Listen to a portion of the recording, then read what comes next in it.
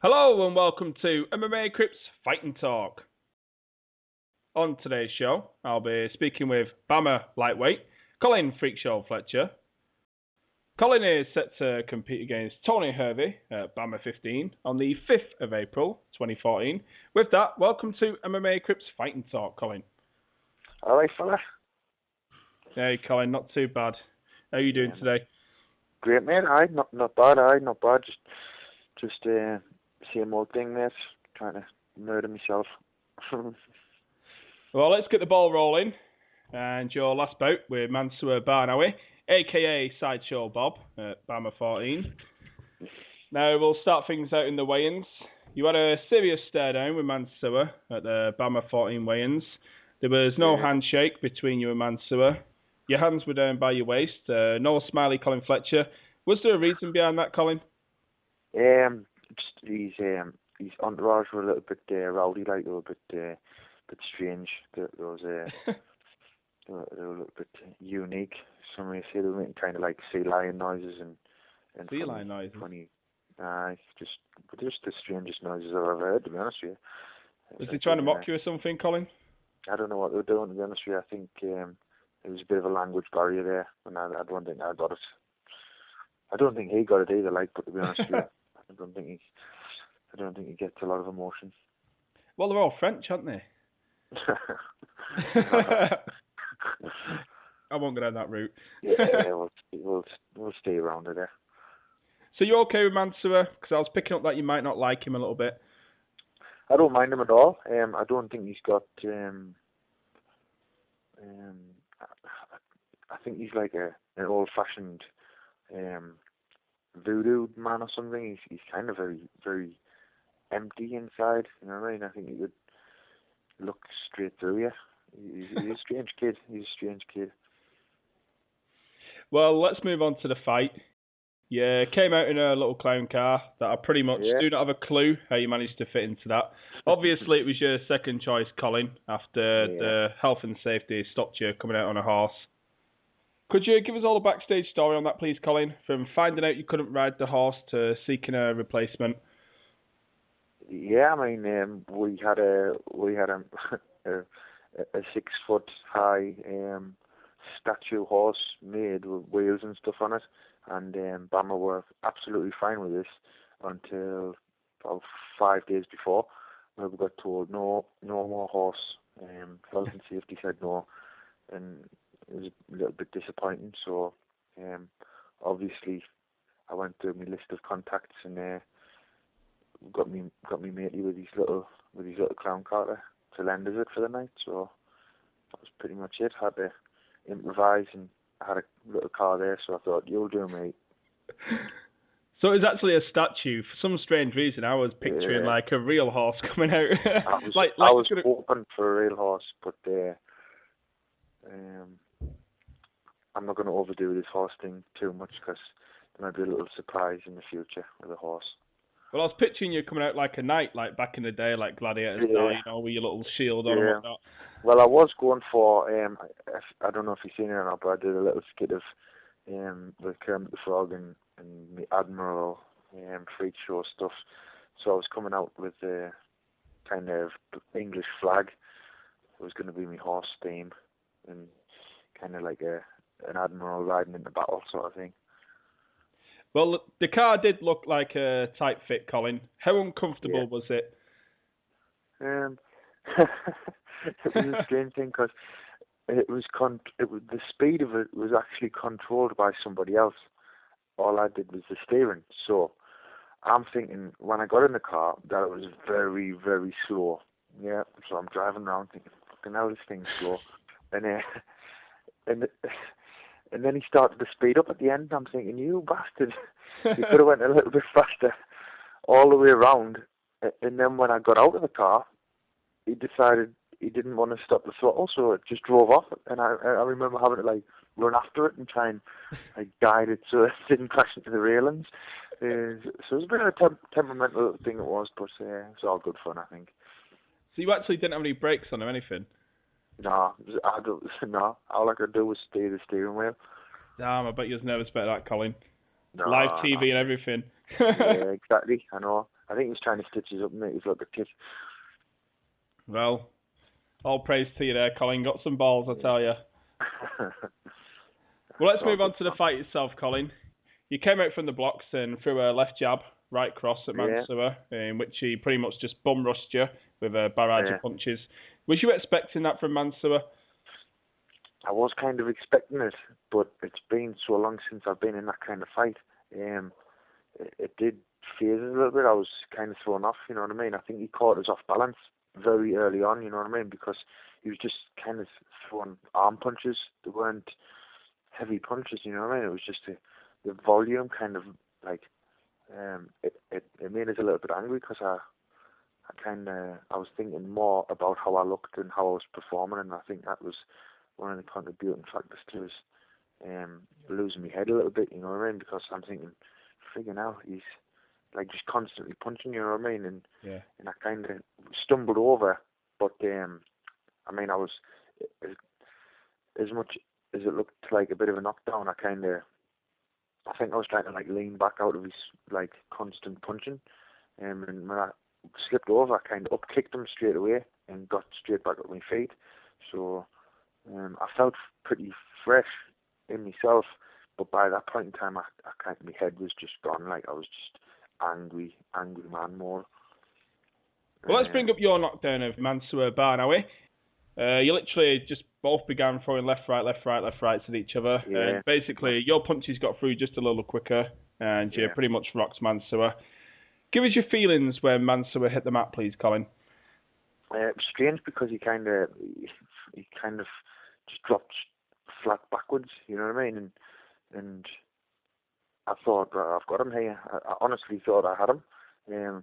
And then I jumped on top of him, and he went for an underhook straight away. And it kind of haunts us a little bit today that I'm DARS hungry, you know what I mean? I always look for that DARS, and I can pretty much get it off any underhook.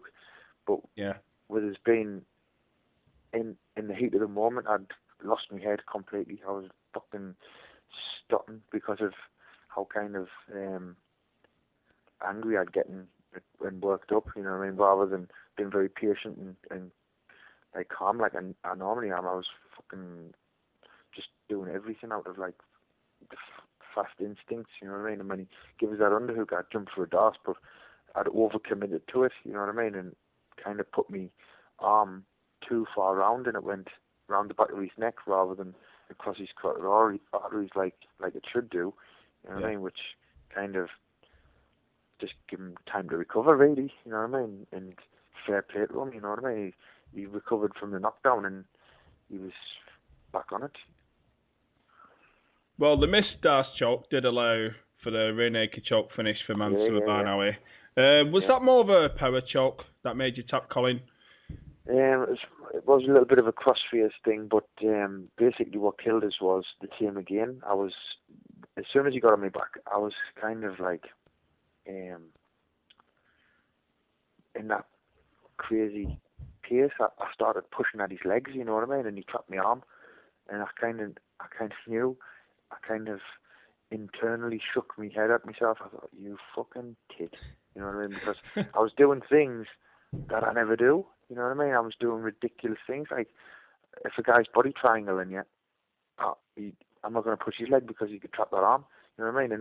And those were the kind of silly things I was doing, you know what I mean? I'd just made I've made about 3 or 4 massive mistakes in that fight, and they were very out of character for me, you know what I mean? And I was like, just shook my head. That's why I kind of giggled once. I mean, the choke he put on was more like I would have tried to ride out the choke a little bit longer, but he kind of cross-faced us and cranked my neck round as he was like kind of on the back of us, you know what I mean? So that's why when I tapped and got up, I smiled it off and laughed at myself because I just thought, you fucking tit, really, because I looked a bit of a bird, you know what I mean? But it was a strange fight, and I did enjoy it, you know, and I'd love to do it again, you know what I mean? I'd love to fight Mansour again, and I think without making as many mistakes, beat them all day long. But, you know what I mean? He is a very, very tricky fighter, and there's that chance he could beat me again, and that's exactly why I would like to fight him again, you know what I mean? I wouldn't like, if if I thought, no, I made stupid mistakes and I could beat this guy easy, I wouldn't even be interested in fighting him. You know what I mean? I'm interested in fighting him because he beat us fair and square, and big chance he could do it again, which is going to inspire us to train harder and be better. You know what I mean? Well, you say he's a very tough fighter. Yeah. Now, I'm very impressed with Mansour, to be honest with you. Yeah, Especially you've got to be, haven't you? Yeah, his age as well. He's what, 21? It's ridiculous. Yeah, something like that. Yeah. You know, having been in there with him, just how good is he? I wouldn't. I don't know, because there were a lot of things that he seemed to be doing just strangely. You know what I mean? I think I felt that's why I was kind of keen again, because I'm thinking he didn't feel like a strong puncher. You know what I mean? It was like a cumulative, and it didn't seem like he had like one punch knockout power. So he didn't kind of frighten us at all. He seemed wiry strong, but I kind of thought of him in the same way. I kind of said this to Curt Warburton as well. I said he fights like we used to fight, Curt. You know how before you become a before you're a seasoned professional, before you've had like 5, 6 fights, you have this kind of style where you just walk out and fucking get stuck into people. You know what I mean? And that was kind of how I used to win my fights. I would go out very, very fast, put the pressure on people, and I would end up most fights via choke, because they'd start rushing takedowns and like sloppy work on the ground, and that's exactly what he did to me. You know what I mean? He kind of put the pressure on us, and then I dug my own grave. So I think what he's initially using will kind of either catch up with him, or he'll probably slow down himself and become more like the rest of us fight. You know what I mean? As he gets more comfortable in there. Yeah, because I was going to say, Colin, do you think it's going to be his undoing in the future? Because he's sort of overcommitting. You know, he really does rush in. It'll be the one or the other. Do you know what I mean? Time will slow him down. Do you know what I mean? Or it'll be his undoing. You know what I mean? Because like I think he kind of found out. You know what I mean? When it got into an exchange between me and him, the first time I genuinely was off balance and kind of slipped over. You know what I mean? When I went down from him. When I got back up and started trading punches where I was kind of planted my feet, you know what I mean? He went down like a tree, you know what I mean? So I think he'll either kind of commit less, you know what I mean, which will kind of take away from that surprise element he has, or he'll just keep doing it and someone will knock him clean out, like. Which I hope can be me. Well, I asked you last time I spoke to you about Frank Trigg's commentary. Was you happy with Frank Trigg's commentary this time round? Yeah, I didn't mind it this time. You know what I mean? I don't think it was Ken Shamrock. Was kind of a little bit naughty the last time, and I think the pair of them together came across a little bit rude towards the fighters. I think. You know what I mean? Not as much as there were parts where I was kind of happy with. There was other fights I watched, like where they were really, really bad mouthing Mansour and Curt Warburton and stuff, like saying they didn't know how to do this and they didn't know how to do that. You know what I mean? And I thought that just came across a little bit rude. Like, but this time there was nothing out of turn. Like, I don't think. Okay, let's move on over to your upcoming bout with Tony Hervey at BAMMA 15. Yeah. I know you travelled to the BAMMA offices a couple of months back. Was that to arrange this fight with Tony? Yeah, really, pretty much. The BAMMA in talks to getting us to sign for more fights and things like that. So it was just a bit of a mooch down there to see those guys, and any opportunity for me to have a day off training is a day where I can kind of dress up like an arsehole and have a mooch about. Because I can't do it, obviously, when I'm training 4 or 5 times a day. Now, I'm not going to ask for any names, Colin, but was Tony Hervey the only name put forward to you as an opponent for BAMMA 15? No, there were a few mentioned, you know what I mean? And Yeah. actually, Tony Hervey was mentioned as kind of a tricky person for them to match up. They were saying they'd had a bit of difficulty and stuff, and people were kind of humming and hawing about him because obviously his record's a little bit patchy, but it doesn't represent the kind of skill and brings, you know what I mean? And I remember speaking to Jude over this, and Jude kind of said, "Oh, finally, a guy who isn't bothered and just wants to fight." You know what I mean? And I said, "Of course, you've known that from the start, really, Jude. You know what I mean?" So, I think he's dangerous and very exciting. You know what I mean? And that's kind of what excites me about having these kind of fights. I was actually watching footage on Tony earlier this morning. Now, I noticed that Tony is a patient striker, you know, but he has this explosive power to end a fight, pretty much. Is this something you feel also, Colin, and something that you're very cautious of going into the fight with Tony? No, not at all. You know what I mean? I don't give a shit about that, to be honest with you. I've got a seasoned face and head. You know what I mean? I'm gonna use the advantage. You know what I mean? I don't think he's gonna go in there and knock me out. He might catch us with some big shots, but ultimately, I think it's going to be like a very, very strange fight. You know what I mean? I think most of the fights where Tony's looked bad, where people have kind of just spoiled him. You know what I mean? And kind of pressed him up against the fence, controlled him on the ground. I'm not going to try and do that. You know what I mean? I'm going to go in there and have a fight. The kid wants to fight me. I want to fight him. It's going to be a fight. It's not going to be a wrestling match, you know. So, fingers crossed. He gets in there and looks for those big bombs with me, and we'll see an exciting fight. Well, you mentioned that you're not going to try and clinch up and whatnot against Cage, but I've noticed while Tony is a good kickboxer and boxer, he seems to struggle in the Muay Thai department. And as we know, Colin, you're awesome in the clinch. That's one of your strong points. You got wicked elbows, good knees. You know, you got the height as well. Yeah. Would you like to take the fight to the clinch, basically? You know, and work Muay Thai against him? Obviously not for the takedown, but more for the Muay Thai aspect. Yeah, I mean, obviously that's just something that's kind of pre-programmed into me with doing so much Thai boxing with Nick Hands up at the gym and stuff. So if, like you see, he does kind of change the pace very quickly, comes in and out, you know what I mean? So if he ends up very close to us, I'll be using that Thai clinch, like you say, to the best of my abilities to try and put him away. Like, so I'm that's what I mean. I'm kind of pretty excited about this fight because I don't think he's going to be trying to kind of bully me around and take us down, you know what I mean? I've read interviews that he's done where he's kind of strangely said he doesn't respect like people who submit you and take you down and lie on you and things like that.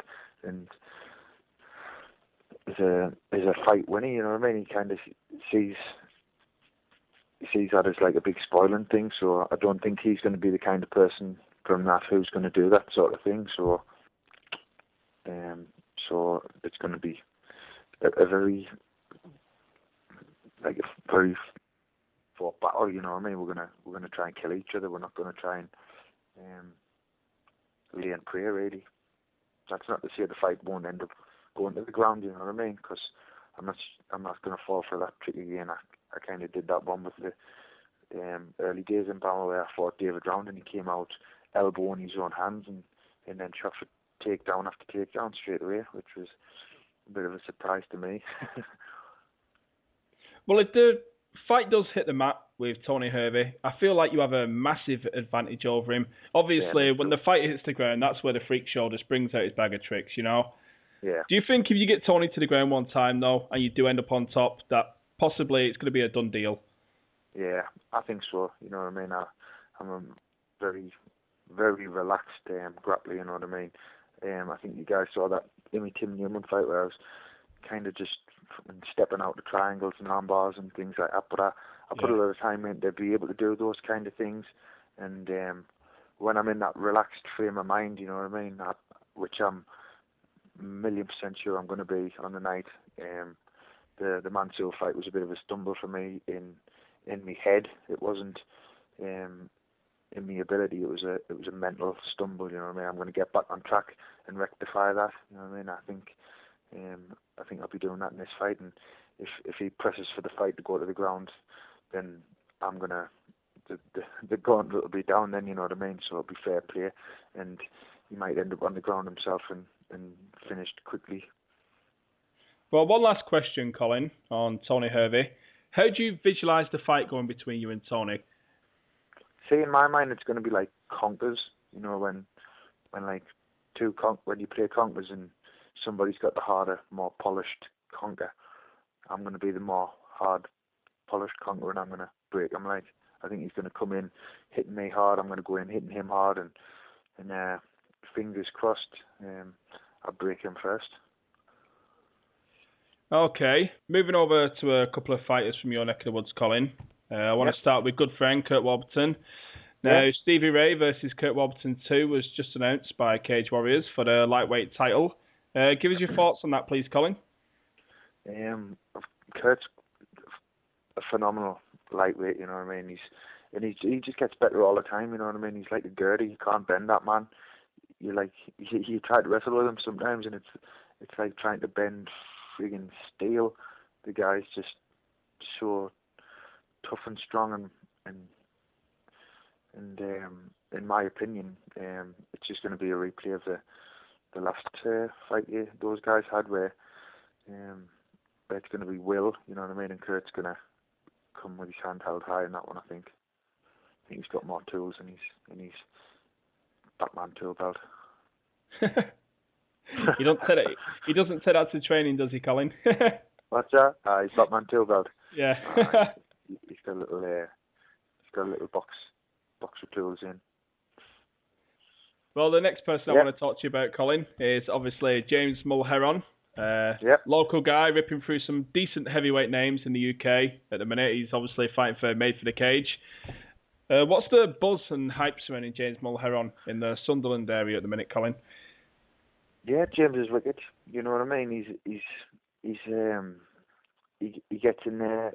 He's just keen as mustard. You know what I mean? He wants to have a fight. You know what I mean? He's not, like I say, he's got a complete package. You know what I mean? He's got a good ground game. He's got a good top game. Yeah. Excuse me. He's got good wrestling.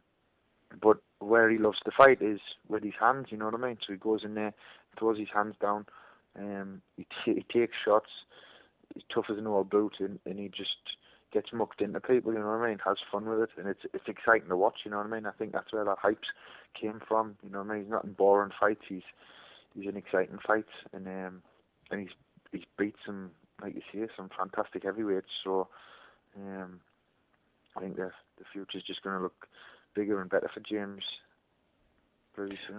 So I would have loved to have seen him take on Ollie Thompson at BAMMA 15. I can't believe BAMMA missed out on that. I really cannot. I don't know what they're thinking. I've just never seen somebody so fast for a heavyweight. Yeah. He's just so fast. He's very fast. I mean, but he comes it down and trains with the lightweights as well. You know what I mean? He's not just sparring with heavy guys all the time. Which I think a lot of heavyweights do. You know what I mean? I think that slows their pace down a little bit. He gets in there, and he moves like a lightweight. You know what I mean? In the gym, he throws spinning back kicks, and you sometimes don't see them coming. And for a heavyweight, that's quite unique. You know what I mean? He's quick. He's quick-handed guy. Like he's good. And he's so strong in the clinch. He's actually natural as well. He's not been training that for long, you know. Nah. And he's out wrestling these muscly, huge, super heavyweight guys. You know, absolutely amazing.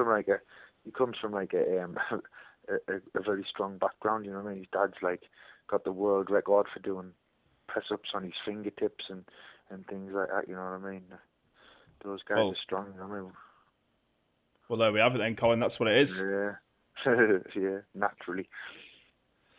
Well, one last thing before I let you go, Colin. I understand there is a couple of available sponsorship slots for your BAMMA 15 bout with Tony Hervey. Is that correct? Yeah, there are always a few little sponsors and things that can get on people if they're open for the opportunity to work alongside a charismatic idiot like me. Where can any potential sponsors that might be listening reach you at, Colin? Yeah, I mean, people can always get us on Facebook, which is obviously Colin the Freakshow Fletcher. I'm currently maxed out at the minute, but if you inbox us, I can squeeze you in there somewhere. Or obviously, my Twitter account is Dr_Freakshow, and anybody can pretty much get us on that any time. You know what I mean? I always respond to everybody on there. So if anybody wants to have a little chat, they can always get us on there as well. Okay, Colin, is there anything you want to say to the Freakshow fans that might be listening? Just keep it freaky, peeps. Catch us on the other side. Okay, from MMA Crypt's Fighting Talk, thank you for watching.